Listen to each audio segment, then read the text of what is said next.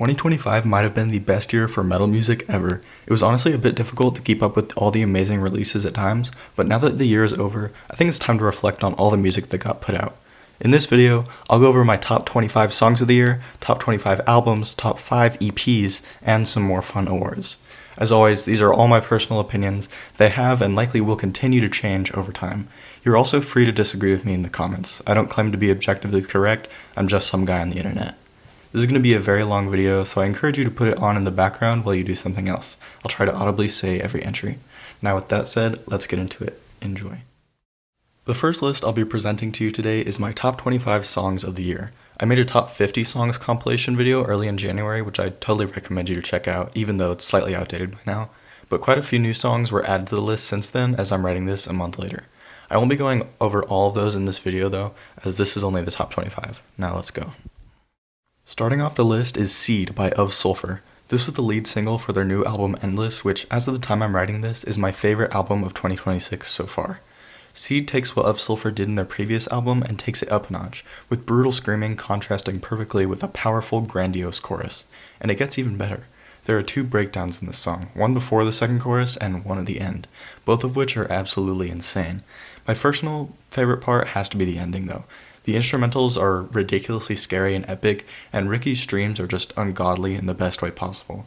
I may do a video on this album in the future, and if I do, I'll go into more detail on this track. Coming up at number 24, we have Palace of Dread by Thousand Below. This song is featured on Thousand Below's 2025 album Buried in Jade, but it was also released as a single a few months prior. Palace of Dread is the perfect mix of catchy pop melodies and brutal riffs and screaming. The song opens up with some screaming and maybe the heaviest riff Thousand Below has ever made. The verses and chorus are super catchy with some great melodies, perfectly contrasting with all the heavy sections. My favorite part is definitely the bridge because of its breakdown. This is one of the heaviest things Thousand Below has ever made, if not the heaviest, and I love it. At 23, we have a virtually unknown song, Empire by Beyond the Animus. This song has less than 1,000 plays on Spotify, which is a real shame because it's the perfect closer for its album Somber. This song's strengths are mostly its instrumentals and screaming. It's a 5-minute long masterpiece with an irregular song structure. There's a long instrumental section after the first chorus that I absolutely love, and the main riff is super addicting too.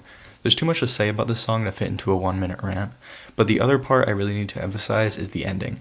The riff and screaming from before comes back in stronger than ever to finish out this great album. At number 22 is New Disease by From Ashes to New, one of 2 singles released by the band in 2025. New Disease is one of Ashes to New's best songs to date. When it came out, I was super stoked because it has huge Linkin Park vibes, especially with the rapping and the turntables on the bridge. This is probably the band's catchiest song in terms of melodies, and Danny really outdid himself, bringing his best clean and unclean vocals to the game. It's honestly impossible for me to pick between the chorus and the bridge, so I'm just going to say they're equally incredible. The melody of the chorus is so insanely addicting. It's accompanied by some subtle but yet fitting guitar in the background, as well as a simple but very catchy rhythm. There's so much more I could say about New Disease, but for time's sake, I'm going to leave out the more specific stuff for a possible future video after the album comes out. At number 21, a last-minute addition to the list, it's Drag Me by From Ashes to New. I previously had New Disease above this, but Drag Me has been growing on me recently and I couldn't keep it out. This track combines one of From Ashes to New's most fun choruses with some eerie atmosphere and an amazing breakdown. I especially love the bridge, both the lead up and the breakdown itself. You get some insane screaming from Danny, while all the instrumentals go haywire in the background. This is probably my second favorite From Ashes to New song ever, amazing single from their new album Reflections, which will be out in late April. The first of many entries in this video from Lorna Shore's latest album. Oblivion was the first single of the cycle, and I can definitely see why. It's an 8-minute long symphony with so many different emotions, instruments, and even vocal styles. There's just the perfect balance of aggression, emotion, and suspense to make Oblivion one of the most grandiose musical experiences of the year. It's hard to describe with just words, so I strongly recommend you go listen to the song and you'll get more what I mean. Since it's such a long track, I can't go over every single part, so I'll just point out the few most important things. First and foremost, the riffage throughout the entire song is absolutely incredible. Some are fast and ominous, while others are slow and profound. My favorite part is honestly the last 3 minutes of the track. That entire stretch of time is an unrelenting orchestration switching between brutal heaviness and suspense, and there's even an amazing guitar solo at the end which brings everything together. This is definitely one of the most musically intriguing songs to come out in years. Next up is the Tales of War by Orbit Culture. This track is honestly one of the coolest things you could possibly listen to. The first nearly 100 seconds of the song are instrumental, and I don't always love long intros, but Orbit Culture more than delivered with this one. The intro is super awesome as the perfect predecessor for the verses. Most of the vocals in the song are screams, but in the chorus you can faintly hear some clean backup vocals. I think what draws me to this song the most is the balance between vocals and instrumental sections. There are parts like the intro and bridge which are completely instrumental, and the sections with vocals perfectly complement those parts. The whole song could honestly work as just an instrumental track, but the vocals in the chorus and the outro especially add to the instrumental mastery to bring the whole thing together in the most epic way possible. This is definitely the song to listen to if you want to feel like you're in some epic final battle they have in like Attack on Titan or something.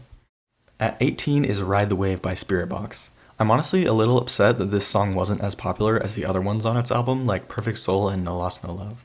This is by far my favorite Spiritbox song yet, and features some of Courtney's best vocals, both clean and unclean. My favorite aspect of this song might honestly be just its atmosphere as a whole. It's so eerie, but also fits perfectly with everything the band put around it. Courtney's clean vocals in the verses and chorus work with said atmosphere to build suspense until the bridge. The lighter beginning part of the bridge starts rapidly building suspense. The repetition of "hold these words a little longer, illusion of my depths is stronger" gets a little more unhinged each time to lead up to the amazing breakdown. Everything goes quiet for a second and you can only hear the whispering, but then BAM! Out of nowhere, some intense screaming comes in. The next 45 seconds of the track are unrelenting heavy instrumentals and screaming, which somehow more than live up to the suspense that had been building previously. The final chorus has just that extra ounce of emotion to make it perfect, and the ending of the song brings back a similar guitar riff from the intro to bring everything full circle. Again, this is my favorite Spiritbox song, and I wish it got more attention. And Is Okay finally released Abyss, the final chapter this year, and My Effigy was my favorite of the new tracks. This is one of, if not the band's heaviest song to date, most notably in the bridge, where the slightly ominous vibe the rest of the song had been building up comes to fruition. Every time you think the breakdown is over, it doubles down and gets even heavier. While maybe not the entire bridge could be considered part of the breakdown, I'm going to say it does for convenience sake. This breakdown is an entire minute long, with each section seemingly heavier than the last. I'll be honest, the bridge does carry My Effigy pretty hard, but I don't mind since it's probably my favorite part of any song And Is Okay has released yet. Getting into the songs that are in my top 100 of all time is Heavenly Sparks by Aviana. I vividly remember the night this album came out and I heard this song. Being right after Father on the tracklist, I was pleasantly surprised that the band had left some of the best songs on the album as non-singles. The heavy saturated verses contrast perfectly with the soaring cleans of the chorus. My favorite part of the track, though, is from 2 minutes 35 to 3:01. I don't know what it is about that section, but the subtle combination of both clean and unclean vocals, along with the blast beats and subtle guitar licks in the background, really give this song a boost for me. Not to mention, this is probably Aviana's catchiest song ever. As you'll see in a few minutes, this is somehow not the best non-single off Aviana's new album. Look to Windward is my favorite song from Sleep Token's new album, Even in Arcadia. When I heard this song the night the album came out, I knew it was going to be one of the standouts of 2025. I'll admit, certain sections of the song are a little drawn out, but that's my only complaint, and I'm honestly not sure if the song would be better without them. The first 3 of the song's 8 minutes build suspense for the first heavy moment of the record. At 3:18, Vessel lets out one of his soaring screams, and the instrumentals come in to deliver a signature Sleep Token riff. After all that madness, there's a long section where Vessel raps, and it oddly works. There's also another part after that with soft piano and very Sundowning-esque vocals, before returning to some more repetitions of "Will you halt this eclipse in me?" The last 32 seconds of the song bring in some more heaviness for what is one of the heaviest things in the album. I also really like how the drums speed up in the last few seconds. It's hard for me to really dig deep into some Sleep Token songs because there's just so much to cover, so I'm going to leave the deeper stuff to a possible future video.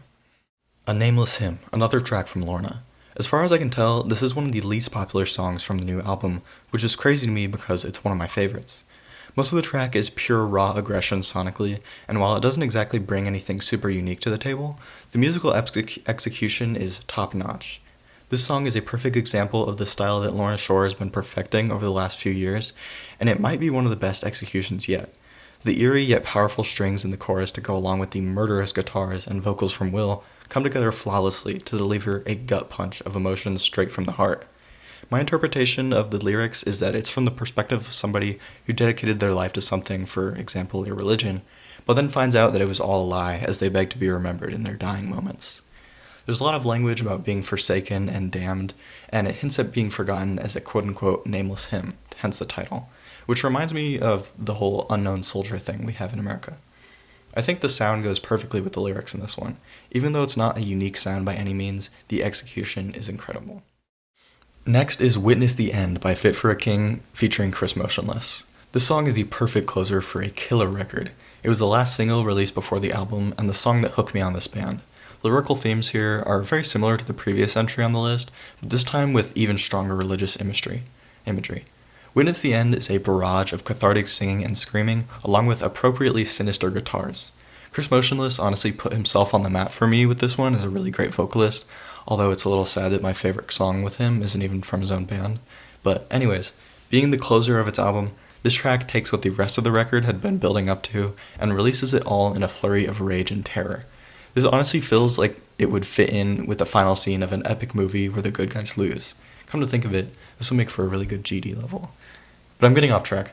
I highly recommend you go listen to this album, one of the best of the year for sure, and I'll talk about it again later in this video. My favorite non-single from Aviana's new album is Red Room. It transitions out of Heavenly Sparks so well that at first I thought they were both one song. Fair warning, the lyrics here cover topics of suicide, so if you're not comfy with that, I recommend you skip ahead a minute. Red Room puts a more emotional spin on Aviana's usual style. Most of the track has clean vocals until the breakdown, where Joel comes in with his signature layered screams. The breakdown is the lyrical turning point of the song. It seems that, at this moment, the person the vocalist is singing to commits suicide, at which point the vocals and instrumentals come in full throttle with one of my favorite breakdowns of the year. It's more than just plain heaviness. There's emotion, electronic sounds, choir sound effects, and there are multiple layers to the screams, which makes it even more powerful. After that, the chorus comes back, and the singer begs the dying person to stay in their arms one last time. It's a heartbreaking song, and one that is sure to stand the test of time both sonically and lyrically. This was the only song Black Veil Brides released in 2025, and of course they still found a way to almost make it into the top 10. This is probably Black Veil's heaviest piece yet. When it came out in July, you have no idea how excited I was to hear one of my favorite bands going heavy. This is one of their all-around most impressive tracks, with Andy continuing his incredible run, as well as every single member of the band bringing their best skills to bat. I really enjoy the inclusion of the strings in the bridge, as well as the vocal choir. While every part of the song is stellar, I'm going to mainly focus on the bridge for time's sake. While some will say it's cringe, I really like the spoken word before the breakdown. It's very Black Veil Brides, and it's the perfect way to lead into Andy's scream and then incredible guitar solo, as always. I swear, these guys have to be some of the best guitar soloists ever. Fight me. The music video for this song is also wicked cool. It's like a short telling of the devil's fall from heaven in the Bible, along with him becoming the ruler of hell and then tempting Adam and Eve in the Garden of Eden. The lyrics seem to be from the perspective of the devil himself on the surface level, but let me just say, the band is not satanic, and just because they use imagery from the darker parts of the Bible, that does not mean that they subscribe to the devil himself. Thank you. Anyways, the final chorus comes back strong as ever, and the song ends with some more heaviness and then the vocal choir again. I'm super excited for Black Veil's new album coming out in 2026. Death Shall Have No Dominion is one of the 2 bonus tracks released this year from Imminence's deluxe album, The Return of the Black, and it's the weaker of the 2, which is honestly crazy. This is Imminence's heaviest song to date, and one of the key players in acclimating me to the super heavy side of metal. Initially, this track was a bit too heavy for me, but over time I got used to the heaviness and started to notice the genius little things littered throughout it. As always, Eddie Berg's use of the violin is unrivaled, but in this one especially, it might be his best ever. The orchestral instruments and the metallic instruments complement each other so perfectly it's hard to describe. Add to that Eddie's amazing vocals, and even some from Harold, and you have what would be a Song of the Year candidate on almost any other year. Death Shall Have No Dominion bangs out endless waves of heaviness and emotion. Eddie is one of those singers that can really put feeling behind his voice like few others can, and this is a great example of that. There are themes of hopelessness, divinity, and most of all, suffering. You'd be hard-pressed to find a song whose sound fits more with its lyrics than this one. A few moments I want to point out are the violin solo at 3:27, the long silence after that, and of course the final breakdown, where the energy accumulated during the rest of the track finally gets released. It's hard for me to discuss every cool moment, so please just go listen to this song. It's amazing. Starting off the true best of the best, we have Elegy by Architects. This is the opener for Architects' latest album, and it sure sets the tone. Elegy is a vengeful song, and it follows the story of someone who's been screwed over and used again and again, and is finally taking their revenge. The first minute of the song builds to the initial heavy part, which literally had me on my feet the night the album came out. I love the aggressive verse and its contrast with the lighter verse. Elegy only has really one verse and one chorus, unless you count the first minute as a verse, which I really don't, at least not in the traditional sense. If you can't tell, I love songs with irregular structures. The final minute of the song calms down for a brief moment before returning to the aggression. The line, "You'll sit before my throne," is super epic. One thing I'm not sure how to feel about with this song is the religious undertone. I honestly can't tell what the song is trying to say in that sense, if and when the perspective changes, and if it's painting Jesus as vengeful, because it does mention him. Either way, the sound is still incredible, and this was a fantastic choice to open the album. Another relatively unknown track, Echoes by the 500. I found this band early in the year since they had just released their latest album Ghostwriter, and Echoes caught my attention the most. It's a great mix of catchy riffs, melodies, and powerful lyrics. The song opens with one of my favorite riffs of the year, along with some nice screaming from John, the vocalist. The chorus has to be my favorite part though, along with some meaningful lyrics about how we've destroyed our world beyond repair. The melody is super catchy, and the guitars in the background are the cherry on top. The only slightly weaker point of the track sonically is the bridge, but that's made up for with an extra powerful last chorus.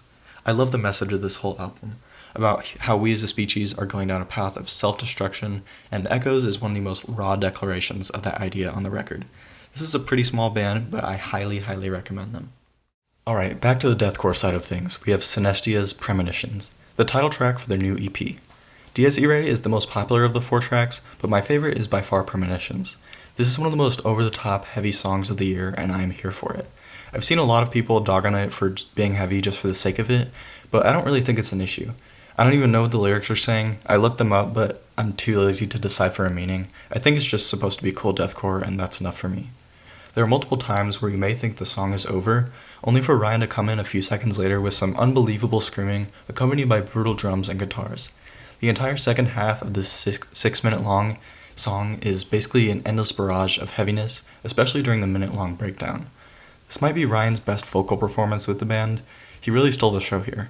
Despite that unbelievable breakdown, my favorite part of Premonitions is actually the guitar solo. At 5 minutes and 14 seconds in is the guitar solo of the year, which I'll go into more depth on later in this video. And after that incredible solo, there's a super ominous piano section to finish off the track. I know this song isn't unknown by any means, but I do wish it got the same attention as the other tracks on the EP. Yet another entry from Lorna Shore, my favorite non-single from the new album is Death Can Take Me. When I first listened to this album, the song literally took the energy out of me in the best way possible. I fell down on my bed. I kinda thought Prison of Flesh would be unrivaled in quality from Lorna, but this track does get pretty close. Death Can Take Me is a more melodic piece that shines mainly with its vocals and orchestral instrumentation. The heavy stuff is great, but I think this is one of the more well-rounded songs from the record. Once again, this song discusses suicide, so if you're not comfortable with that, then please skip this section. The lyrics show a king or a ruler who is weighed down by all his power and doesn't care if he lives or not, hence the title. I believe he even jumps to his death off his quote-unquote ivory tower during the breakdown. This is one of my favorite songs from Lorna lyrics-wise. It's so cathartic and raw, and it fits perfectly with the sound. Death Can Take Me's breakdown is also very underrated in my opinion. Again, this is one of the least popular tracks in the album, but the breakdown is honestly like 80% of the way to matching Prison of Flesh, which just so happens to be coming up next. Obviously, I couldn't make a list of best metal songs without including Prison of Flesh. This won both Breakdown and Song of the Year in Nick Nocturnal's awards, and for good reason. I voted it for the Breakdown award because, how could I not? This is the opening track of the new Lorna album, and it's also my favorite the band has ever come out with. The music video is also absolute insanity in the best way. All I'm gonna say is, don't watch it if you're grossed out by gore or blood or anything like that. Prison of Flesh, at its core, is about dissociation, and you could say something like dementia. My granny has pretty severe dementia, and I can only imagine the emotions that come with it. I really appreciate the line, "a hollow body vacant of all but fear." It's really sad, but I imagine true. The lyrics go deep into fear, paranoia, and of course feeling like you're in prison. As for the actual music, Prison of Flesh has some of Lorna's best execution yet. It's not as heartbreaking as it is unapologetically fearful.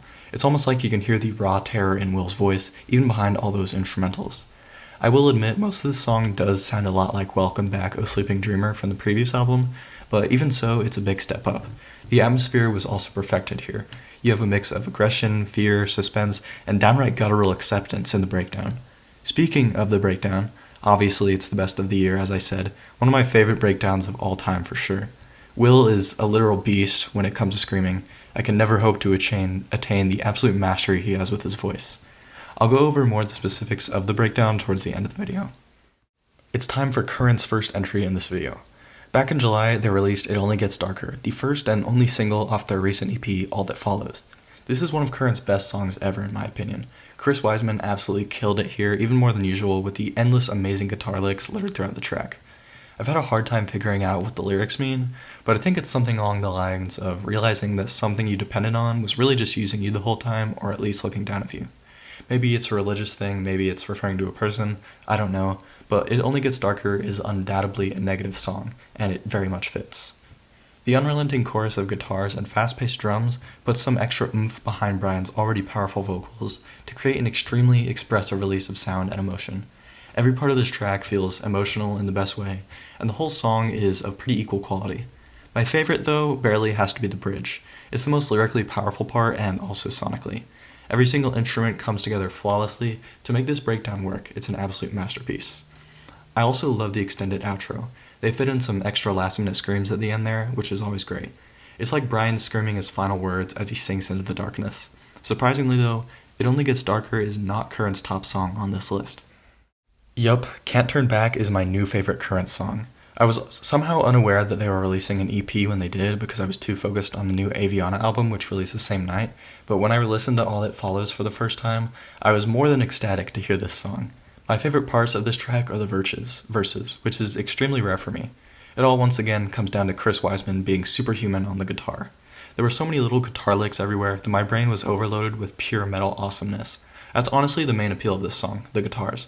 Brian's vocals are also some of his best in the verses, but I think I still prefer him in It Only Gets Darker. I will admit though, the breakdown here is not as good as the one in the aforementioned track. The Et tu Brute thing was super cool, but otherwise it doesn't exactly hit the same.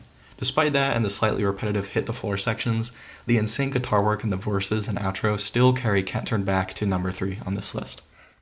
At number 2 is God-Fearing Man by Imminence. This is the song that put Imminence on the radar for me, and I'm so glad because now they're one of my favorite bands ever. God-Fearing Man has almost everything good about the Return to Black within it. We have super well done suspense, heavenly clean vocals, brutal screams, and of course the signature violin core style that nobody does better than Imminence. I could go on about this song forever. It's legitimately one of the best things to ever grace my ears. I think this is one of Eddie's best performances vocally as well. It feels like every single tiny detail in his voice is intentional, not a single millisecond was unplanned. And while some may find this song too predictable or basic, I hear so much nuance in every part of the song that it's impossible to ignore. Even in the quieter parts, if you listen really closely, you can hear all these little sounds going on that give the song its identity. I just can't get enough. The chorus is also one of the catchiest of the year, and the breakdown, especially when accompanied by the music video, is ridiculously cool. When I saw Harold use the violin bow on the guitar, my mind was blown. It's such a cool video, you should totally watch it. But anyways, God-Fearing Man is one of my top 20-ish songs ever, and it was honestly super hard for me to decide if it was number 1 or number 2 of this year. But after a lot of hard thinking, I finally concluded that my favorite song released in 2025 is...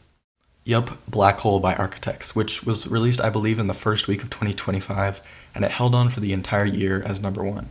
As I said, it was super close between this and God-Fearing Man, and honestly, what gave Black Hole the edge was its music video. I'm going to talk about that later, but just know it's absolutely insane. Black Hole is my new favorite Architects song by far. Even the first verse is filled with Sam's great screaming, blast beats, and some of those classic Mick Gordon riffs that Architects love.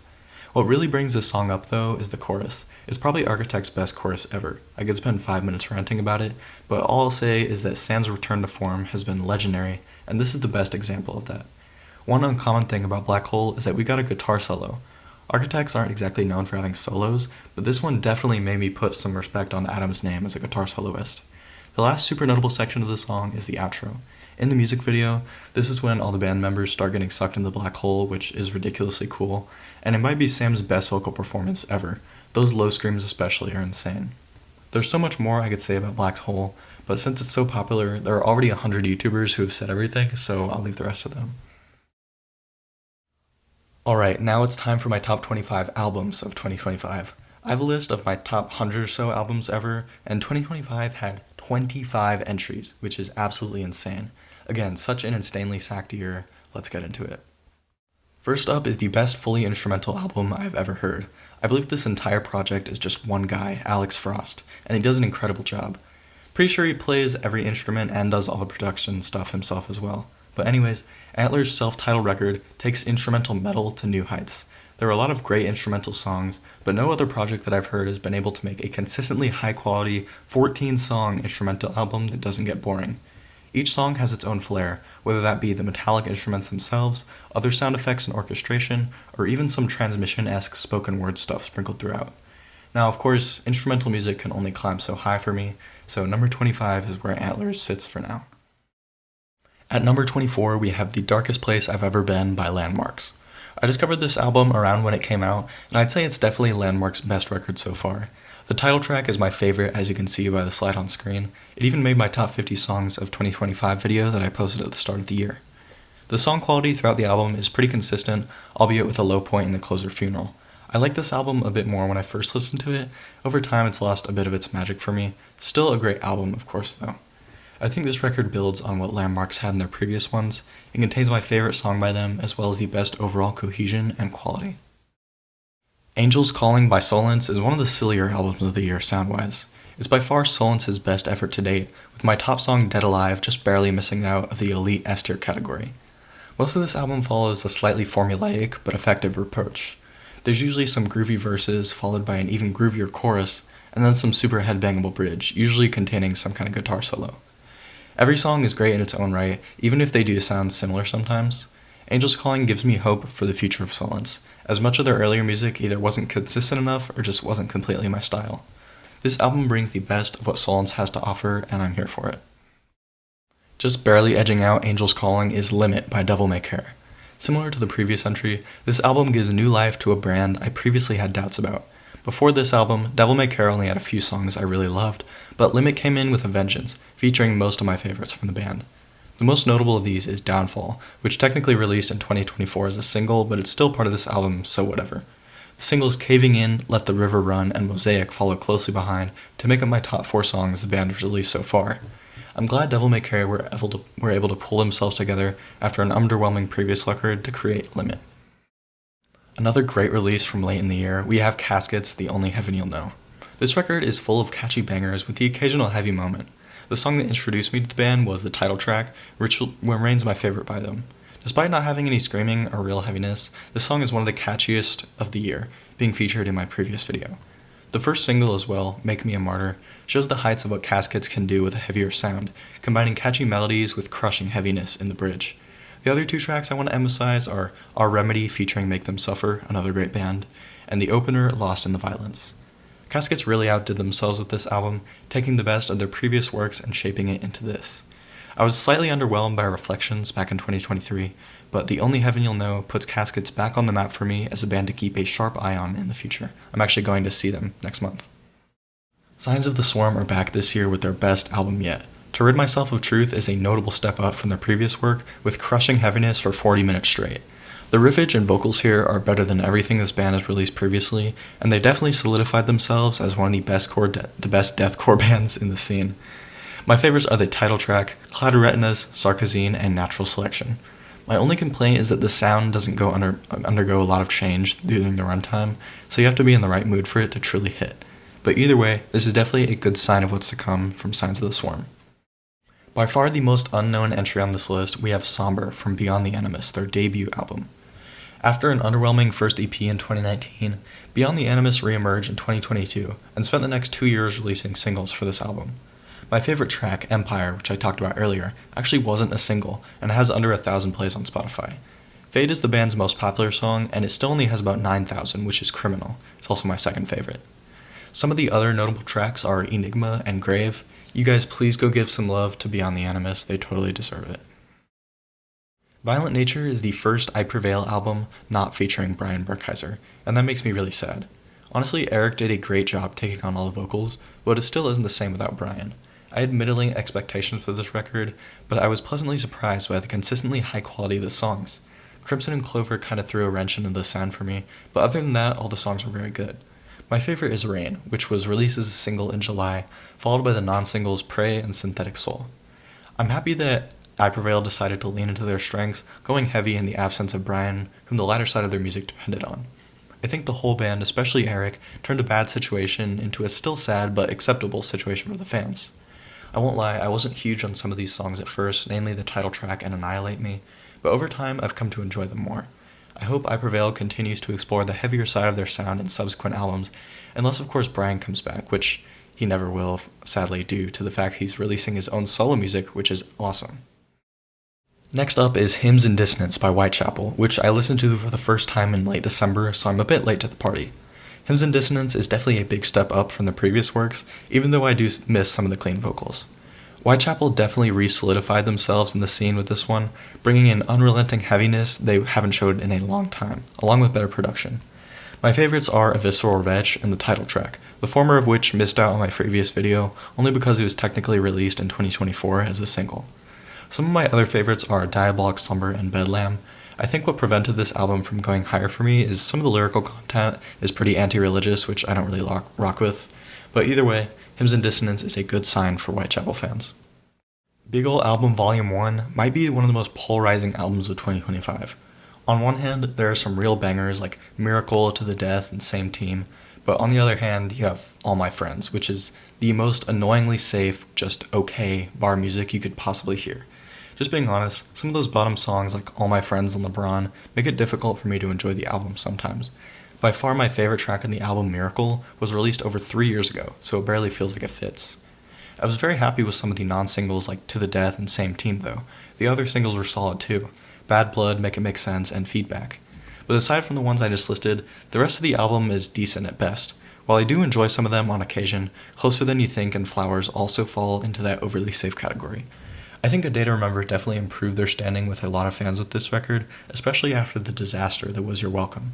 But they still have a ways to go to win back the loyalty of many of us. I assume we'll be getting a Big Ol' Album Volume 2 at some point in the future, so hopefully that will reinstate ADTR as one of the most legendary bands in the scene.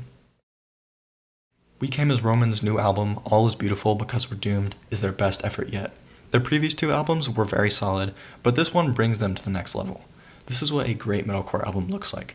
You have enough variety that it doesn't get stale, but you still deliver your signature style in every song. My favorite tracks from this record are Lake of Fire and No Rest for the Dreamer. I honestly don't have much to say other than that this is just a very good solid metalcore album with consistently high song quality. I know most of you probably have this album a lot higher on your list, but I think Tsunami Sea is just a tiny bit overrated, and that goes for Spiritbox as a whole. I know, crazy take, but please know I still love Spiritbox. They're one of the better bands out right now, and they keep getting better with time. But anyways, Tsunami Sea is without a doubt the band's best release so far, with hits like No Loss, No Love, Perfect Soul, Soft Spine, and of course the title track. All those songs are very good, but I prefer some of the deeper cuts on this record. My favorites are Ride the Wave and A Haven with Two Faces, both of which were featured in my previous video. I also really like the title track and Perfect Soul.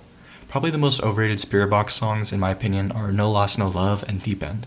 I see these two on almost every 2025 metal song list I've watched, and I kinda get it for No Loss, No Love, but Deep End is my least favorite on the album. Either way though, I shouldn't be letting other people's opinions ruin my love for this great music. As I said, it may be a little overrated to me, but that doesn't change the fact that it's still an absolute banger. Thousand Below was one of my favorite bands in early 2025, and for good reason. The previous album, Hell Finds You Everywhere, is one of my top 25 albums of all time, and due to the singles from this new cycle not really reaching that same quality, I was a bit worried, but despite my expectations, Buried in Jade absolutely hit with many of the non-single tracks. Usually you expect the singles to be all the best songs on the album, but Buried in Jade more than delivered with its deeper cuts. Songs like Feel It End, Royal Effect, and The Quiet and Cold pleasantly surprised me. The title track can also hit like a truck if you're in the right mood. It does make me slightly annoyed that the most popular of this album is Save Me, being that it's one of my least favorites, but again, I shouldn't let that change my opinion. Much like their previous album, Thousand Below did include two popular ballads, which I'm not the biggest fan of. I guess you could kind of throw Save Me into that category, although it's not as bad of an offender. And Michelle's song's lyrics are admittedly heart-wrenching and beautiful, but that one and Los Angeles never really hit for me. Los Angeles especially is a blemish on an otherwise great album. Even with those few underwhelming tracks, the rest of the songs do make up for it and boost Buried in Jade to number 13. Alright, here is where we're getting into the big boys. It's crazy that Orbit Culture's new album is all the way down at number 12, but 2025 is somehow just this stacked. Death Above Life is one of the most unapologetically heavy and awesome sounding records in recent years. The lead single, The Tales of War, is the best example, and two of the other singles, Nerve and Hydra, were also standouts for me, especially Nerve, which introduced me to the band. The opener as well, Inferna, makes my top 3. Some of the non-singles are also worth mention, like Inside the Waves and The Storm. Death Above Life is Orbit Culture's best album yet. There seem to be a lot of bands hitting their so far peak this year. Huh, nice. Next up is Lonely God by Fit for a King. This is one of the more consistent quality releases this year. Every single song is good and brings something unique to the table, except maybe Shelter. I've liked all of Fit for a King's recent stuff before this, but rarely loved it. Lonely God truly shows every band member at their best, especially Ryan. Of course, I talked about Witness the End earlier, my favorite from the band, but there's also the title track at number 2, and some more notable ones like Sentient, Monolith, and Begin the Sacrifice. Lonely God shows that even after 20 years, Fit for a King can still push their ceiling way higher. Starting off the top 10 is Afterglow by Sleep Theory. I discovered this band by accident in 2024, back when Fallout was their biggest song, and it remains one of my favorites, as you can see on the slide. 3 is my number 1 from the band though, just barely missing out of my top 25 songs of the year. While this album was slightly carried by the singles and the previous release tracks, there were still some great non-singles like Just a Mistake and Parasite. Just a Mistake especially is super underrated, I never hear anyone talk about it.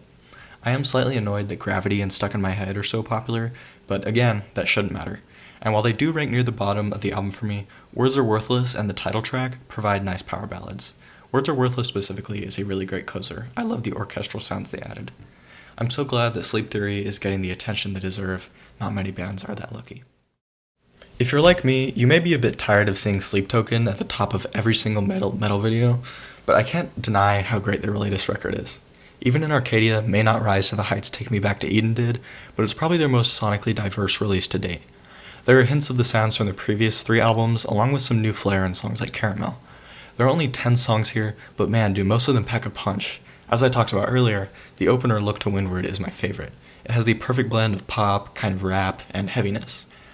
Infinite Pass is also my second favorite. Sure, I'll admit I kind of saw it coming based off the last album, but I love the more extended heavy section at the end compared to Take Me Back to Eden, the song that is. 2 of the singles, Caramel and Emergence, also make it into the top half of the album in my opinion. At first I didn't know how to feel about them, but over time I love them more and more, especially Caramel. That seems to be a theme with me when it comes to Sleep Token. Dangerous is another great song I feel doesn't get its fair share of attention, probably because it all went to Damocles, which I think is a bit overrated but still good. I think most people, including myself, would place Past Self at the bottom, but a lot of Sleep Token fandom loves the title track. A lot. Maybe something's just wrong with me, but I never really got the hype. Like, yes, it is a good song, but not as good as people seem to make it out to be in my opinion. Gethsemane is actually a fairly rated song for me. It sounds incredibly similar to Euclid at times, no doubt intentionally, but its mostly poppy atmosphere surprisingly works. Anyways, I could go very deep into this album, but I'm not going to do that because we'd be here all day. Next is an incredibly underrated record, Ghostwriter by the 500. This is a very consistent album, with more than half of the songs being what I would consider very notable. Of course there's Echoes, which I discussed earlier, but we also have In the Dark and Empty Hope as the other 2 true elites here. The whole album centers around themes of self-destruction, loss of humanity, and stuff like that, which is becoming too real honestly. The 500 is one of the most consistent bands I've ever found, especially in their last 2 records, including this one. Their previous release, A World on Fire, is around my top 50-ish albums ever, and Ghostwriter still tops it by a decent margin. The entire record is incredibly well put together, and each song has its own unique personality. I'll never understand why my least favorite track, Dragged Out, was the lead single, but either way, this whole album cycle was great. Aside from ones I mentioned above, the non-singles Chaos Sermon, The Death of All We Know, and the closer Where Is Our Humanity stand out to me a lot. Please show the 500 some support. They only have around 15,000 monthly on Spotify, which is not nearly enough. The first S-tier entry on this list, we have Shadow of Intent's newest masterpiece, Imperium Delirium. I always call Shadow of Intent the most consistent band ever, since almost all the songs they've released have been an 8.5 out of 10 or above for me, and this album kept that consistency, by becoming nearly their best effort yet. It's a small step down from 2017's Reclaimer, but still incredible. The opener Prepare to Die pushes you into an unforgettable deathcore experience before you know it, and sets a tone for the rest of the album. There's pretty much anything you could want here. You have super brutal stuff like Feeding the Meat Grinder, and you also have slightly tamer songs like No Matter the Cost and parts of the title track. 5 of the 12 on this record are what I consider S tier, and that's a big accomplishment. Sure, Prepare to Die is the only one that rates above a 9 for me, but the consistent super high quality is nothing to scoff at. I can't not mention these other high flyers, so here they are. Beholding the Sickness of Civilization, Infinity of Horrors, No Matter the Cost, and Vehement Draconian Vengeance. What a name on that last one. There are also a few that barely miss that threshold, like The Facets of Propaganda and the instrumental track Apocalypse Canvas, which might be the best instrumental song of the year. I didn't think Shadow of Intent was ever going to surpass Reclaimer, but at this rate, they just might soon. Next is Abyss by Anna's OK, more specifically Abyss the Final Chapter. This album contains the 2 EPs, Abyss Parts 1 and 2, as well as 3 new tracks. My favorite is Human from 2023's Part 1, followed by My Effigy as discussed earlier, and Silent Anchor, which just barely missed the top 25 cut on the previous list. Abyss is quite a big project, with 14 songs total, 5 from Part 1, 6 from Part 2, and the 3 new ones. Part 2 was also released in early 2025, even though I still prefer Part 1. Part 2 contains the S-tier tracks, Get Your Crap Together, and Never Enough. I also should mention Ultraviolet since I haven't yet, and Throne of the Sunset isn't exactly S-tier, but definitely worth a mention. 6 S-tier songs on one album is insane. There are only 3 other albums I've found that accomplish that feat. Anna's OK is a band that has gone up and down for me over the years. Their first 3 records were all of similar solid quality, but nothing insane. They had a bit of a slump in my opinion with Arms, even though it made them a lot more popular. 2021's Aurora was their best album at the time of its release, but now the gap between it and Abyss is huge. I'm so happy Anna's OK finally found their best sound with the Abyss cycle, and hopefully there's more heavy stuff to come in the future. Our first true big boy album of this video, it's Architect's new banger, The Sky, the Earth, and All Between. This is one of my top 12 favorite albums of all time, but it's still only number 5 on this list. That means half of my top 12 released in the same year, which is crazy. When this came out in February, I thought for sure it'd be album of the year. Little did I know how wrong I was. I already talked pretty in depth about my top 2 from this record, Black Hole and Elegy, so let's give some love to the others. Rounding out my top 3 is Whiplash, which I've seen a lot of varying views on. Sure, maybe it's a bit too needlessly rambunctious, but I still love it. Especially the breakdown and the outro, those really rock. There's also Curse, which introduced me to the Architects back in 2024, and Broken Mirror, which is one of the band's best emotional pieces. I could honestly talk about every song, but then we'd be here all night, and I don't want that, so instead I'll rapid fire them. Seeing Red is a bit silly, but does its job well. Landmines is a nice, catchy, yet heavy headbanger. Brain Dead is carried by the amazing outro. Judgment Day is amazing except for the chorus, and I love the feature. Chandelier is the perfect closer. I love the contrast between the light and the heavy. Evil Eyes is good, but feels slightly off, also a little bit overrated, and Everything Ends shouldn't have been a single. I'm confident that Architects are back on the right path with this album, and I can't wait for what's next. I actually had Silos at number 5 until last week when Ad Astra made me cry in the car. My favorite active band, Starset, finally releasing an album at long last. This was actually supposed to be an EP, but the fans annoyed Dustin enough that he made it a full album, and I'm kinda glad for that. Of course, there's the issue that 8 of the 10 songs were released before the album came out, but I think the quality makes up for that. The lead single, Brave New World, was released in May 2024, over 16 months before the record came out, which is insane. It's also my favorite. The number 2 is Toxic, which also released over a year before the album. A lot of people dislike Toxic for its on-the-nose lyrics and possibly cringy rapping, but I personally love the fact that Dustin's not trying to take himself too seriously all the time. This was also the first time Starset has had a title track with Silos. This title track was released as a single a few months before the album, and when I heard it, I was super excited. At that point in June, I was a little worried because the last few singles had been a little underwhelming for me at the time, though they've all grown on me now. But Silos brought my hopes back to the stratosphere. Heh. The night this album came out, which was unfortunately 9/11 in my time zone, I enjoyed every single song to a level that I had never before. Listening to full albums has always been my favorite way to enjoy music, and that is the most true with Starset. I don't know how he does it, but Dustin somehow manages to make the most cohesive, beautiful, depressing, mind-blowing records. Silos is the band's best work since Transmissions, which gives me high hopes for the future of the band. But back to what I was saying, the 2 songs that got the biggest boost as part of a full album were Dystopia and Shattered Dreams. Another common complaint fans have with this album is that 2 of the songs are covers. At first I was also skeptical, but the 2 songs Dustin picked fit the lyrical themes perfectly. Starset's take on Shattered Dreams is amazing. I much prefer the cover. The cover of Head Over Heels, though, is a different story. It's very different, but not exactly an improvement. It stays around the same quality, maybe slightly lower.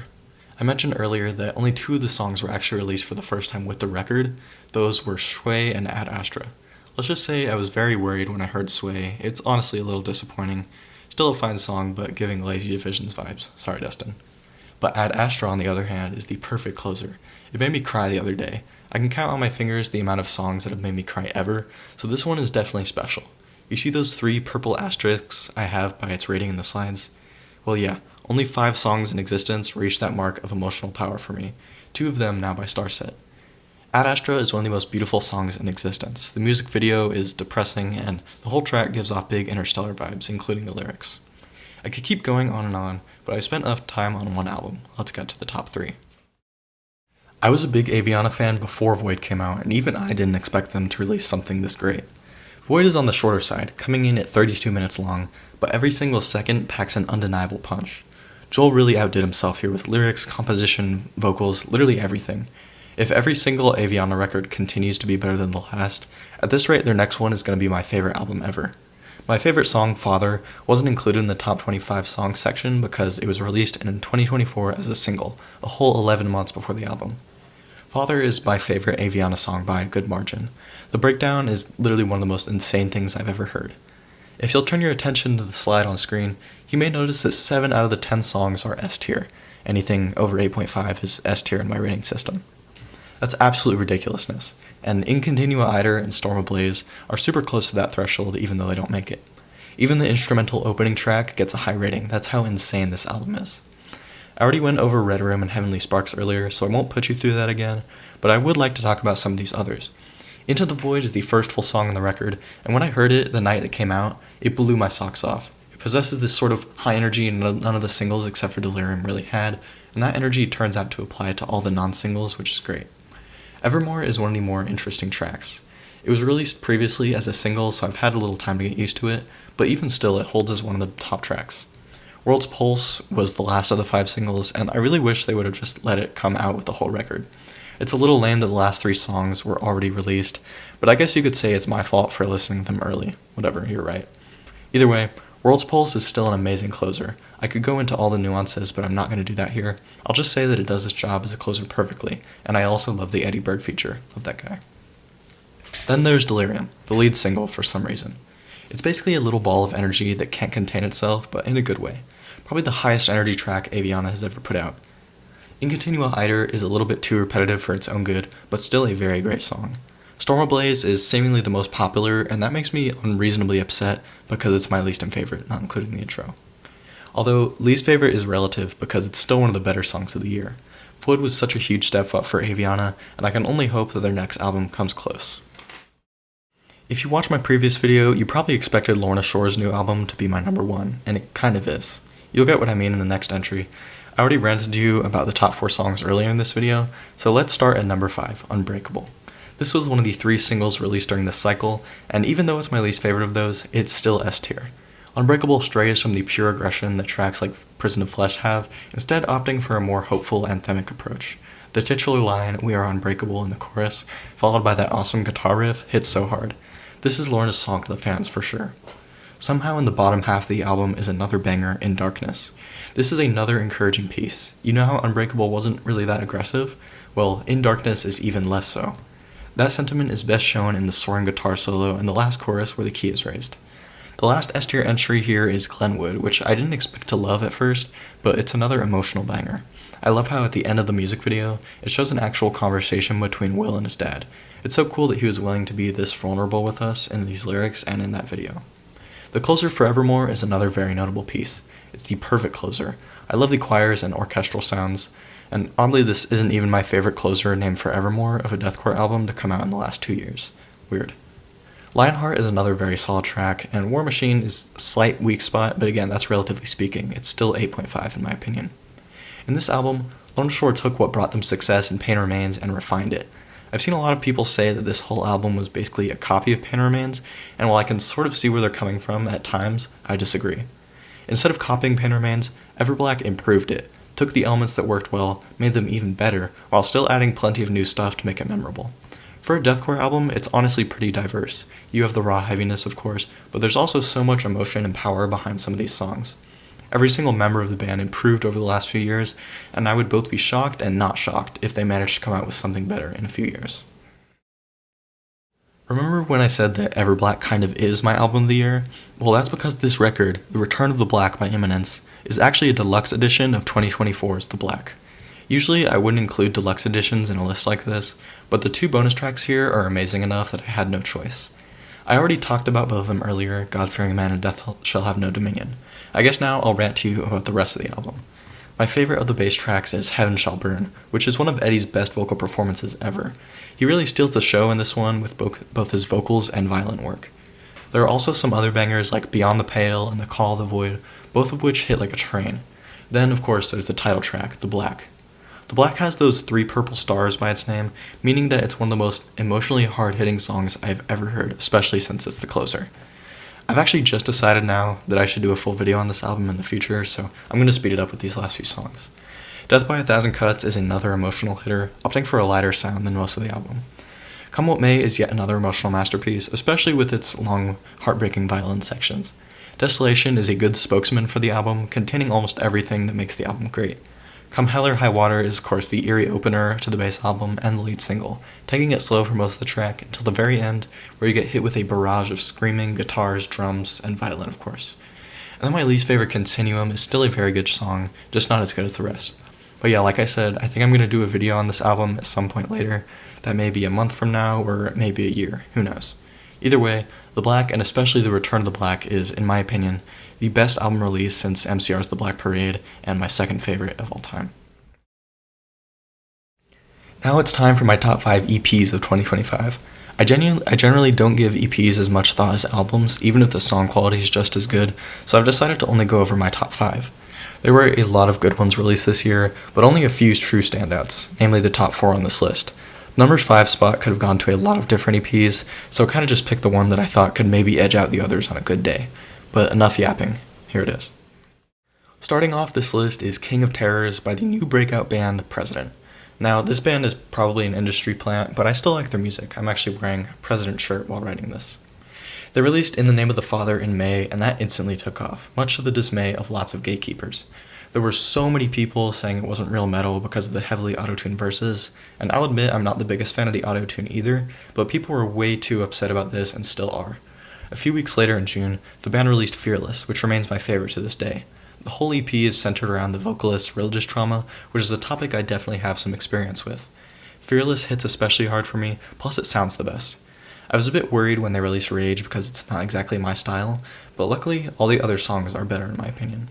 Destroy Me was the last single released before the EP dropped, and it's a close second. The breakdown showed how heavy President can get, and I hope to see more of that in the future. The 2 non-singles, Dionysus and Conclave, are good but a tad forgettable. Like I said, there were a lot of other EPs with similar quality to this one. I mostly picked it on a whim. Next is I Don't Belong Here by Windwalkers. This EP feels to me like a continuation of the band's previous album. The quality and style are both very similar, but either way, the lead single The End Aesthetic is by far my favorite from the band. Well, not really by far, but it's still my favorite. Unfortunately, the 3 singles remain my favorite of the 6 new tracks, but I guess that's kind of to be expected. Every one of these songs is great, except sometimes Funeral Balloons doesn't work for me. Eating My Heart Out is another song very close to that S-tier rating. I love the contrast between the poppier verses and the heavy breakdown in the bridge. I think Windwalkers could honestly make more music of a similar style, and I still wouldn't get bored of it. They're definitely one of the best pop metal bands out there right now. The first S-tier EP on this list, we have Hell Is Right in Front of Us by Immortal Disfigurement. I do feel a little guilty listening to this band because of CJ's antics, and also some of the lyrical content is questionable for me, but it's hard to deny the sonic greatness here. I'd say this EP is a slight step down from their previous album, but nothing too substantial. Swap Gods is the standout here, even though it's not as popular as the others. The guitar solo at the end is amazing. Gospel of Annihilation and Hellhole are next up on my ranking. They're both very great aggressive tracks, although they don't have as much replay value due to that aggression. Even my bottom 2 are still very great. I won't talk about them much though, since it's pretty much the same story. Despite only having 5 tracks, this EP is nearly 30 minutes long, which is crazy. I hope this band keeps releasing music at the fast pace they're going at. I already talked about the title track earlier, but my second favorite EP of 2025 is Premonitions by Synestia. This EP continues Synestia's sonic evolution. I love the poetic edda with Disembodied Tyrant, but this release feels like Ryan's best vocal performance yet. Every single song is a banger, especially the title track and Dies Irae. Even the Wretched King and his Hollow Throne isn't too far behind. D's E-Ray narrowly missed out of being in my previous video. It's the most popular of the four, with a lot of Ryan's classic animal noises, but it feels to me like a worse version of the title track. I know it's not that simple, but still. Don't get me wrong, I'm not a hater. Obviously I still love the song since I gave it a 9. The Morning Star was the lead single, and it actually turned out to be my least favorite, which, of course, relatively speaking, because it's still great. This EP literally screams raw aggression and unrelenting deathcore heaviness. I like the usage of a lot of piano and even a music box. I think if Synestia continues down this creepy mansion boss battle type style, they will quickly become one of my favorite bands. You probably saw this coming. All That Follows by Currents is my EP of the year. It won Nick Nocturnal's Metal Awards, and for good reason. As I talked about earlier, I was incredibly excited when the band released this EP on Halloween Eve, and let me just say, that might have been one of the best nights of my life.